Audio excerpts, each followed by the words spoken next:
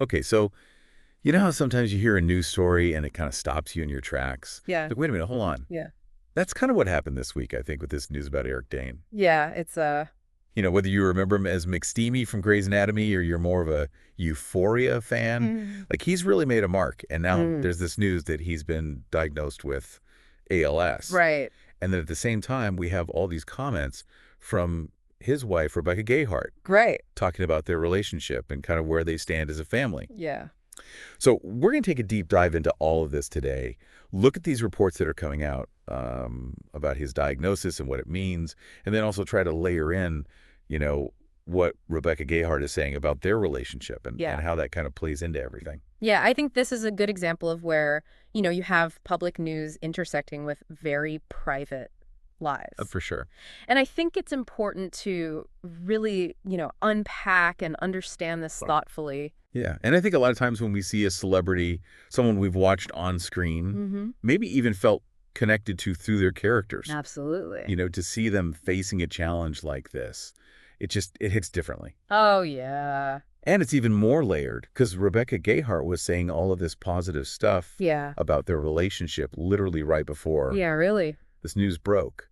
Yeah. So where should we even begin to unpack all this? Well, I think the best place to start is with Eric Dane's announcement itself. Okay. So he shared this exclusive statement with People magazine Right. revealing his diagnosis. What did you think was most significant in that initial statement? I mean, I think it was just how straightforward he was, but also how much he emphasized his family right off the bat. Yeah. Like the statement starts, I have been diagnosed with ALS. And then literally the next thing he says is that he's grateful to have my loving family by my side as we navigate this next chapter. Yeah. So right away, you see what's most important to him. Right. And it just shows you that even though it's public news, it's a very personal reality. For sure. Another important thing to note is that he intends to keep working. Oh, wow. He specifically said that he feels fortunate to be able to continue his work and that he plans to return to the set of Euphoria pretty soon. Wow. Production for the third season is set to start around April 14th. Wow. April 14th. That's like right around the corner. Yeah. That shows real determination, I think. Yeah, and probably a way to maintain some sense of normalcy Right. in his life, Yeah. during such a difficult time.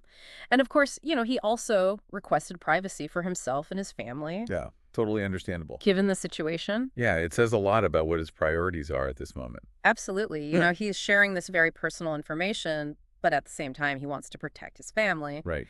We also know from these reports that Eric's 52 years old and that he and Rebecca Gayheart have two daughters, Okay. Billy Beatrice, who's 15, and Georgia Geraldine, who is 13. So, these details really emphasize that this news has a profound impact on his family. Oh, absolutely. Yeah. So now let's talk about what Rebecca Gayheart said. This was in that red carpet interview with E! News Yeah. right before Eric's announcement. What stood out to you most from her comments? I think it's really interesting that she spoke so positively about their relationship at that time. Okay. She used phrases like best of friends, really close, and great co-parents. Right? It really sounds like their relationship has evolved and is in a good place right now.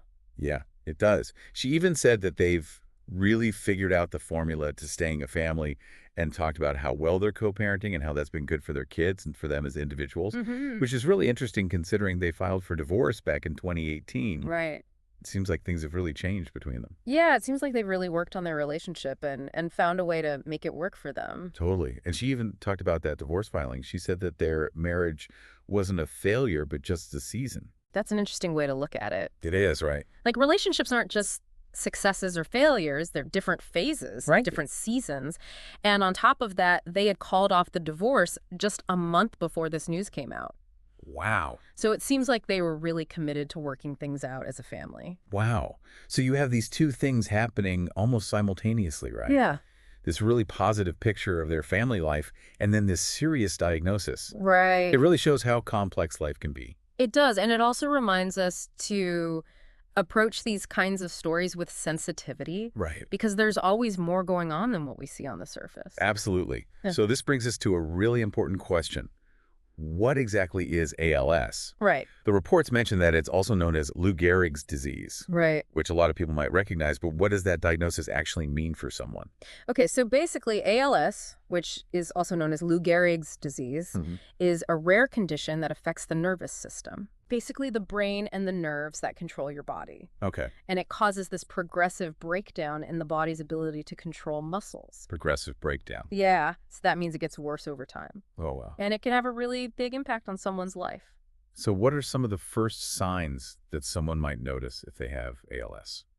Well, often the early symptoms can be subtle. You might have some involuntary twitching Okay. or a feeling of weakness in a limb, like a hand or a foot. Okay. Another early sign can be changes in speech, like slurring words. Okay.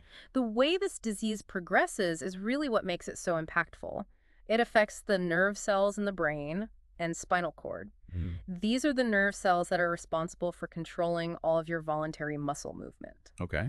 So imagine that the wires connecting your brain to your muscles are slowly being cut or frayed. Oh, wow. And it gets harder and harder for the signals to get through. So it's disrupting the communication system between the brain and the muscles. Exactly as these nerve cells degenerate, they lose the ability to send those crucial signals to the muscles. Okay. And that leads to muscle weakening and eventually paralysis. Oh, wow. So over time, essential functions are affected, like the ability to speak clearly, to eat, to walk, Right. and ultimately even to breathe on your own. Oh, wow. The reports mentioned that the typical prognosis is 3 to 5 years after diagnosis. Right. But they also said that some people can live with ALS for decades. Right. Is there any explanation for why there's such a big difference in how long people live with this disease? Yeah, that's a really important point. While the average survival time is 3 to 5 years, there's a lot of variation from person to person. Okay. Things like the specific type of ALS a person has their age when symptoms start, Right. and potentially even their genetic makeup can play a role. Wow. But unfortunately, right now, there's no cure for ALS, Okay. which obviously makes the diagnosis even more challenging. Yeah, for sure. For the person diagnosed and for their loved ones. Yeah. The reports did mention that there are ongoing clinical trials, though. Yeah. Is there any hope that those trials could lead to new treatments? Well, the research and clinical trials are really important because while a cure is the ultimate goal, Right. these trials are looking into potential treatments that could slow down the progression of the disease Okay. and potentially extend life expectancy, Yeah. even if it's just by a few months. Right. And, in the face of such a serious diagnosis, even a few more months can be incredibly meaningful. Absolutely. It's important to remember that behind all the medical terms and statistics Yeah. are real people and families going through this. Yeah. So now we'll talk a bit about Eric Dane's career. He's had a pretty interesting journey in Hollywood. Yeah, he has. He started out with some smaller roles in the 90s in shows like Saved by the Bell and Married with Children. Yeah, I remember seeing him in those. Yeah, and then he had some recurring roles in Gideon's Crossing, where he actually played a doctor. Oh, wow. Foreshadowing. I know, right? And also in Charmed. Yeah. But the report said 2006 was really his breakout year with Grey's Anatomy. Oh, yeah, absolutely. I mean, his role as Dr. Mark Sloan McSteamy, Yeah. it really made him a household name. And Grey's Anatomy, it's still going strong after all these years. I know, it's incredible. 22 seasons. Wow. That's almost unheard of. It's crazy. And it's also interesting that his character on Grey's Anatomy died. Right. But then they renamed the hospital after him. Yeah. His presence is still felt on the show, even though he's not there. It's like a legacy. Yeah. And then more recently, he's reached a whole new audience with his role as the dad in Euphoria. Yeah. A very different kind of show. Oh, yeah. Completely different. Yeah. It shows how versatile he is as an actor. It does, because he's often been known for his looks. Right. In fact, there's this quote from George Clooney about him. Yeah. Clooney said that he's good-looking and he has a sense of humor. That's rare. Yeah. And there's also that quote from Len Hirschberg in the New York Times back in 2009 describing television as the land of pretty people.